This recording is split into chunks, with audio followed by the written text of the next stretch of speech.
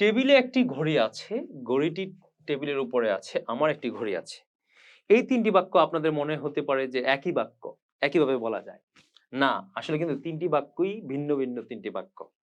হ্যাঁ, আসলে স্ট্রাকচার যে জানলেই অক্সফোর্ড ডিকশনারি যদি আপনি মুখস্থ করে ফেলেন, স্ট্রাকচার মুখস্থ করলেন, তাতেও কিন্তু কাজ হবে না আপনার।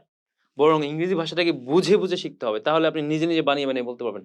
আপনার সাথে কি পারবেন ইনশাআল্লাহ।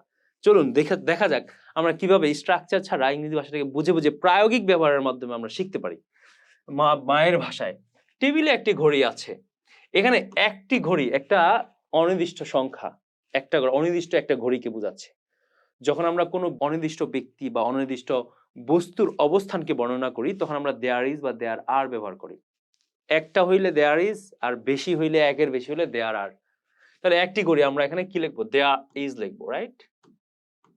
দেয়ার ইজ আছে। ইংরেজি ভাষা উল্টা। তাহলে আছে আগে আসবে। ইংরেজি ভাষা 70% বা 80% ক্ষেত্রে উল্টা।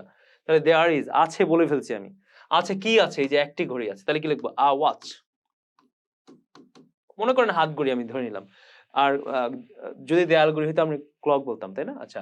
দেয়ার ইজ আ ওয়াচ। একটি ঘড়ি আছে। কোথায় আছে? On the table. On the table. টেবিলের উপরে একটি ঘড়ি আছে। আচ্ছা। বাকি দুটি বাক্য করার আগে আমি একটু কথা বলতে চাচ্ছি। সেটা হচ্ছে এই যে আমার ইনোভেটরস ইংলিশ বইটি দেখতে পাচ্ছেন আমার হাতে, এই বইটা আপনাকে মায়ের ভাষায় এমনভাবে ইংরেজি শেখাবে যে আপনি নিজেই ট্রেনার হয়ে যাবেন ইনশাআল্লাহ।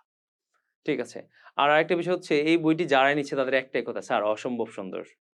হ্যাঁ? পড়লে পড়তেই মনে চায়। প্রত্যেকের একই কথা। "স্যার আপনারটা আসলে বাজারের যেকোনো বইয়ের চেয়ে ব্যতিক্রম বই। সুতরাং আজকেই সংগ্রহ করুন।" চলুন এবার আমরা বাকি দুটি বাক্য আমরা একটু দেখি। ঘড়িটি টেবিলের উপরে আছে। এখানে কিন্তু আপনি এখানে বলছেন একটি ঘড়ি, অনির্দিষ্ট একটা বস্তুর কথা বলছেন। এখানে ঘড়িটি অর্থাৎ দেখিয়ে দিচ্ছেন যে ওই ঘড়িটা। ওই যে ওই ঘড়িটা টেবিলের উপরে বা আপনি যেই ঘড়িটার কথা বলতে চাচ্ছেন আ সেই ঘড়িটা কি টেবিলের উপরে। আপনি একটা ঘড়িকে নির্দিষ্ট করে বলতেছেন। তো এখানে কিন্তু আপনি আর দেয়ার ইজ আনবেন না। এখানে আপনি কি লিখবেন? The watch. তাহলে আপনি কি লিখবেন? দ্য ওয়াচ, ঘড়িটি। এই যে আছে এখানে কিন্তু কি হবে? ইজ হবে। কেন ইজ হবে? কারণ আমি অবস্থান বর্ণনা করছেন। এখানেও অবস্থান বর্ণনা করেছিলেন এইজন্য ইজ হইছে। এখানেও কিন্তু অবস্থান বর্ণনা করতেছেন এইজন্য এখানেও কিন্তু ইজ হইছে, রাইট? তাহলে দ্য ওয়াচ ইজ, ঘড়িটি আছে। কোন কিছুর উপরে, পিঠের উপরে থাকলে আমরা অন ব্যবহার করি। এই যে উপরে মানে অন। তাহলে ঘড়িটি আছে উপরে। কিসের উপরে? টেবিলে। ইংরেজি উল্টা দেখছেন? 70% ক্ষেত্রেই। ইংরেজি ভাষায় অন আসলো আগে, আর বাংলা ভাষায় উপরে। এই যে অন মানে উপরে, আসছে কি? পরে। আর টেবিলের কথাটা আসছে আগে, কিন্তু ইংরেজি ভাষায় আসতেছে পরে। তাহলে কি লিখবো? On the table. ঠিক এইভাবেই আরো ভেঙে চুরে কিন্তু আমি বর্ণনা করেছি বিষয়গুলো আমার ইংরেজি বইয়ের মধ্যে। আমার একটি ঘড়ি আছে। এখানে কিন্তু আপনি অবস্থান বর্ণনা করছেন না। উপরের ২ টি বাক্যে আপনি অবস্থান বর্ণনা করছিলেন। কিন্তু এখানে কিন্তু আপনি আপনার নিজের আছে, অর্থাৎ আপনি এই ঘড়িটির মালিক। এই ঘড়িটা আপনার প্রতি বিলং করে, রাইট? আপনি এই ঘড়িটির মালিক। এইজন্য কিন্তু এখানে ইজ এর ব্যবহার হবে না। এখানে হ্যাভ এর ব্যবহার হবে বা হ্যাজ এর ব্যবহার হবে। আমরা জানি আমার সাথে নিজের কিছু বোঝাতে হ্যাভ এর ব্যবহার করতে হয়। তাহলে আমি কি লিখব? I have।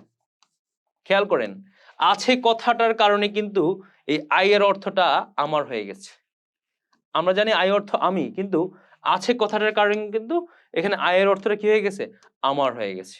রাইট? তাহলে I have, আমার আছে। কি আছে? একটি ঘড়ি। A watch। আশা করি বুঝতে পেরেছেন। এখন আপনি কিন্তু শত, শত বাক্য বানাতে পারবেন এই ৩ টি বাক্যের স্ট্রাকচার থেকে। যেভাবে আমি আপনাকে বুঝিয়েছি। হ্যাঁ, আর আপনারা যারা আমার নিয়মিত ভিডিও দেখেন তারা কমেন্টস করবেন। যারা বই পড়েছেন তারাও কমেন্টস করবেন। সবাইকে ধন্যবাদ।